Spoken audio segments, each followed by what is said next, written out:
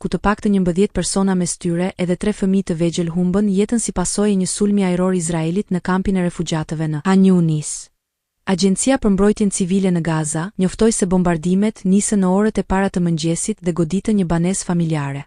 Sipas zëdhënësit Mahmud Basal, 8 nga viktimat I përkisnin të njëjtës familje, përfshirë 2 fëmijë 1 vjeçar dhe një foshnjë vetëm 1 muajshe. Ushtria izraelite deri më tani nuk ka dhënë asnjë deklaratë mbi këtë incident. Sulmi është pjesë e ofensivës që rifilloi më 18 mars, pas 2 muajsh armpushim në kuadër të konfliktit të zgjatur me Hamasin të shpallur organizatë terroriste nga Shtetet e Bashkuara dhe Bashkimi Evropian.